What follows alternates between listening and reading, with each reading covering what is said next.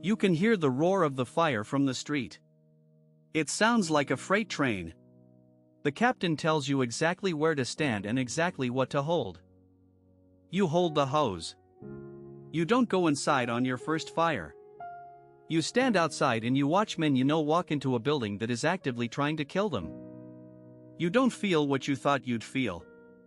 You feel something else. Something you don't have a word for yet. You will spend years trying to name it. You never will.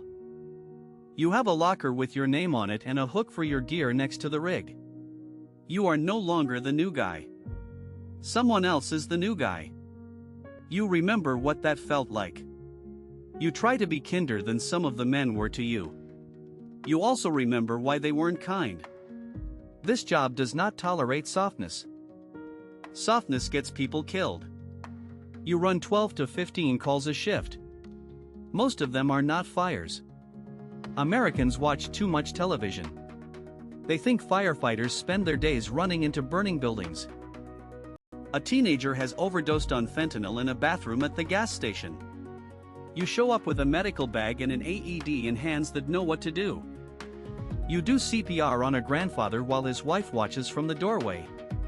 You keep doing it for 30 minutes. He doesn't come back. You tell the wife. She collapses. You help her to a chair. You wait with her until her daughter arrives.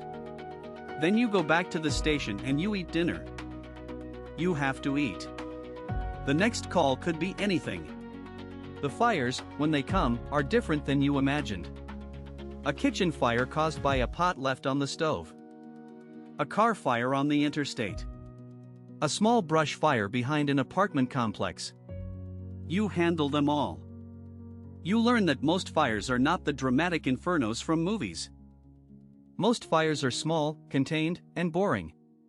And then, every few months, there's the one that isn't. Your first big fire is a commercial building.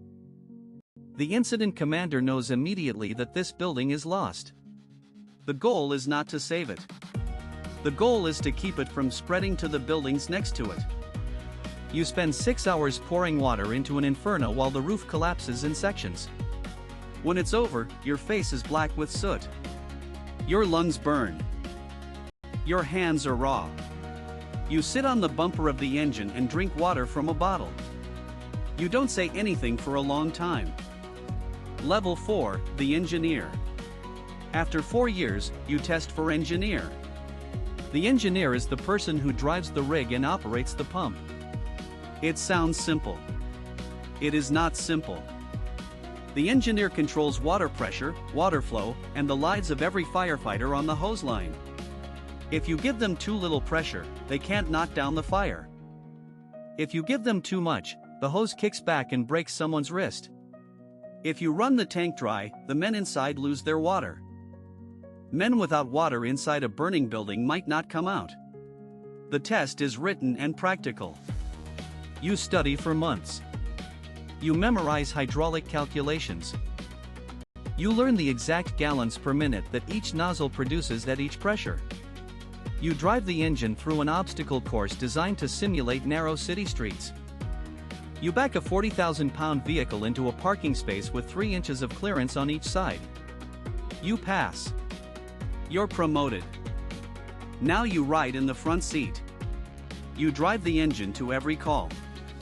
You sit at the panel outside the rig during fires, surrounded by gauges and levers. While your crew goes inside, you don't go inside anymore. That's the hardest adjustment. For 4 years, you were the one walking through the door. Now you're the one sending people through it. You stand at the pump panel and you watch the front door of the building. Your crew disappears into the smoke. You track them on the radio. You give them water. You manage the pressure. You listen for any change in their voices. A firefighter who is in trouble sounds different on the radio. His breathing changes. His sentences get shorter. You learn to hear it before he says it. One night, you hear it. Your captain's voice tightens. He says they've lost visibility and are backing out. You don't panic. You check your gauges. You maintain pressure. You wait. 90 seconds later, they come out of the front door. The captain is dragging another firefighter behind him. The firefighter has fallen through a weakened floor. His leg is broken. He's breathing hard through his mask. He's alive. You helped keep him alive. Nobody will ever say it that way, but you know. You drive back to the station in silence. You park the rig. You walk into the bay and you lean against the cold metal.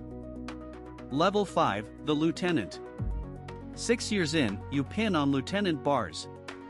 You are now a company officer.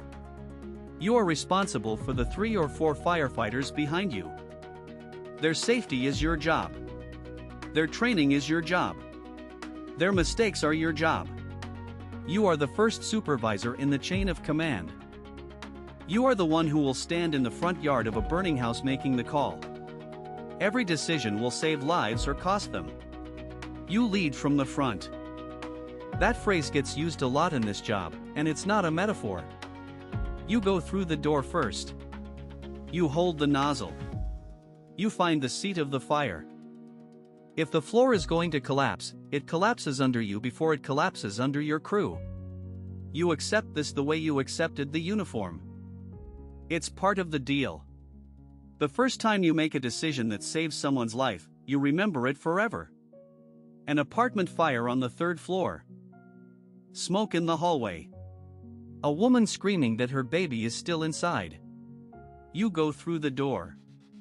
You crawl on your hands and knees through black smoke with zero visibility. You find the crib by touch. The baby is limp. You carry the baby out. Your medic on the engine does CPR. The baby starts breathing. A house fire. A man trapped in the basement. You have to decide whether to send your crew down the basement stairs or not.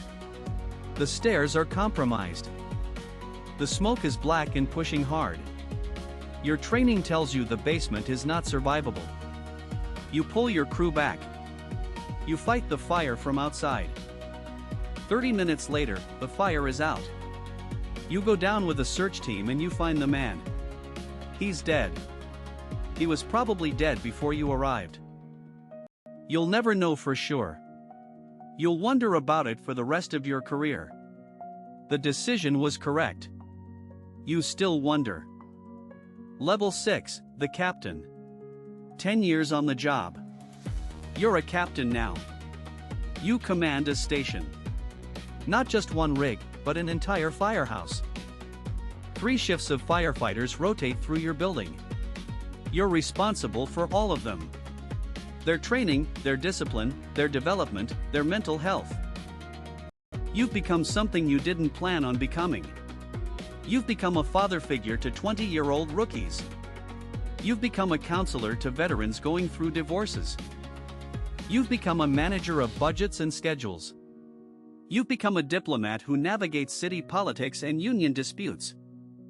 You deal with the occasional angry homeowner who thinks you destroyed his kitchen when you were putting out his stove fire. You handle all of it. You also still go to fires. A captain rides the rig. A captain leads the attack. You are still the one at the front door making the call. But now, there are bigger fires. Commercial buildings, apartment complexes. The ones where incident command calls for mutual aid. Suddenly, there are 15 engines and 8 ladder trucks on scene, and someone has to organize the chaos. You often end up running sectors. A sector is a portion of the fire ground assigned to one officer. You might run interior operations. You might run the search sector. You might run the rear of the building, coordinating ventilation while the attack crews move inside. Every decision ripples. If you ventilate too early, you feed the fire oxygen and it grows. If you ventilate too late, the men inside are trapped in superheated air. Timing is everything. You are wrong sometimes. Every captain is wrong sometimes. You just try to be wrong in ways that don't kill anyone. You lose a firefighter your 3rd year as captain. Not from your station, from across town. A roof collapse. You go to the funeral. You stand in full dress uniform in the cold rain while bagpipes play. You watch his widow accept a folded flag. You watch his children, 6 and 4 years old, not understanding what is happening. You don't cry at the funeral. You wait until you get home. Then you sit in your garage for 2 hours in the dark. Your wife knows not to come out. Level 7, the battalion chief. 15 years in. You test for battalion chief and you pass. You now oversee 4 or 5 stations. When a significant fire breaks out in your battalion, you respond and you take command. Captains and lieutenants report to you. You are no longer the one inside the building. You are no longer at the front door. You are at the command post on the street with a clipboard and a radio. You are making decisions that affect 40 firefighters at once. You've become the person who thinks while others act. The hard part is restraint. Every instinct you developed over 15 years tells you to grab a hose, put on a mask, go help. You don't. That is no longer your job. Your job is to see the whole picture. You watch the smoke from a distance and you read the building. You listen to 3 radio channels at once. Interior crews, exterior crews, medical. You coordinate with police, with EMS, with utility companies shutting off gas and power. You make decisions about when to pull everyone out and go defensive. Going defensive means abandoning the interior attack and letting the building burn while you protect the surroundings. It's the hardest call in firefighting. It's an admission that you can't save it. Sometimes you make that call 10 minutes into a fire. Sometimes you should have made it 5 minutes earlier. Sometimes you didn't, and a firefighter got hurt because of your hesitation. You carry those moments. You're also political now. You attend meetings with city administrators. You justify budgets. You explain to council members why the department needs a new ladder truck when the old one is only 22 years old. You deal with public complaints. You deal with disciplinary issues. A firefighter under your command tests positive for alcohol. You have to decide whether to save his career or end it. You save him. You send him to treatment. 2 years later, he thanks you at his retirement party. 3 other times it doesn't work out. You end those careers. You don't enjoy it. But the alternative is a drunk firefighter on a hose line. You've seen what happens when that goes wrong. Your body is a museum of old injuries. Your knees are bad. Your back is worse. You have a cough that never quite goes away. It's a souvenir from 1,000 fires before SCBA masks were used properly. You've been tested for cancer 3 times. 2 of those tests came back positive. You had surgery. You came back to work 6 weeks later. Firefighters have elevated rates of many cancers. Everyone in your academy class knows this now. 3 of the men who graduated with you are already dead. You attend their funerals. You speak at 2 of them. The words never come out quite right. You're 52 years old. You feel 70. You don't plan to retire yet. Level 8, the deputy chief. 20 years in. You're a deputy chief now. You oversee an entire division. Operations, training, fire prevention, emergency management. Depending on the department, you might oversee one of these, or you might oversee several. You rarely go to fires anymore. When you do go, it's because the fire is already a multi-alarm disaster. Your presence is primarily administrative. You're there to support the incident commander. You're there to authorize additional resources. You're there to face the television cameras that have arrived. You've become a talking head. You explain to reporters what happened. You explain to the public that the family is safe, that the firefighters are safe, that the cause is under investigation. You speak in the careful, measured sentences that all public officials speak in. Your own crews joke about it. They call it going to the dark side. You laugh with them. You also still remember exactly what it felt like to crawl down a smoke-filled hallway, and you miss it. You spend your days in a building downtown. You wear a collared shirt and slacks more often than you wear turnout gear. You answer hundreds of emails. You sit in meetings that last 3 hours and accomplish 15 minutes of work. You make strategic decisions. Where to place the next fire station. How to distribute staffing across the city. How to respond to changing call volumes as neighborhoods grow or decline. You approve training curriculums. You approve equipment purchases. You approve promotions. Men and women who were rookies when you were a captain are now captains themselves. They salute you when you walk into their stations. Some of them remember when you burned the garlic bread as a probie. Nobody mentions it. Dignity of rank. You also deal with tragedy at a different level. When a firefighter is seriously injured, you visit the hospital. You sit with the family. You make sure the insurance paperwork is filed. The leave is approved. The community support is organized. When a firefighter dies in the line of duty, you are the one who knocks on the front door and tells the spouse. You learn to do this with a chaplain beside you. You learn the exact words. You learn that no matter how you say them, they are unbearable. You do it anyway, because if you don't, someone less prepared will. You walk back to your car afterward.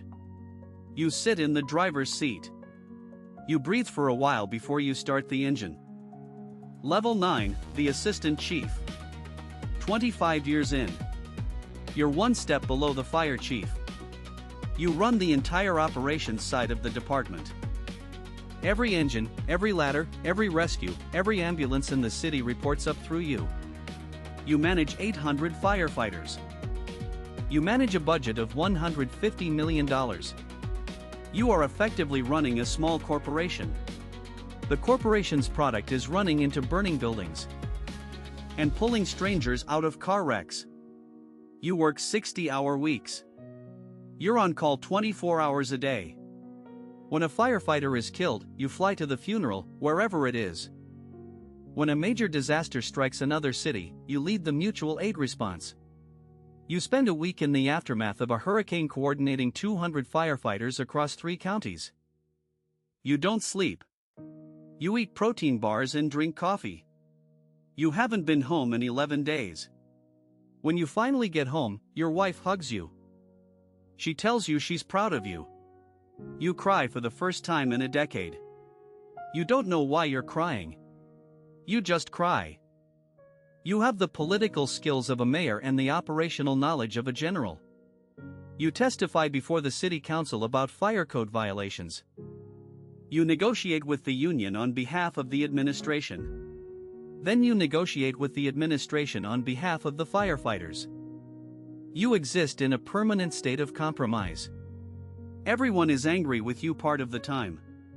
No one is angry with you all the time. That's the job. Your body is a museum of old injuries. Your knees are bad. Your back is worse. You have a cough that never quite goes away. It's a souvenir from 1,000 fires before SCBA masks were used properly. You've been tested for cancer 3 times. 2 of those tests came back positive. You had surgery. You came back to work 6 weeks later. Everyone in your academy class knows this now.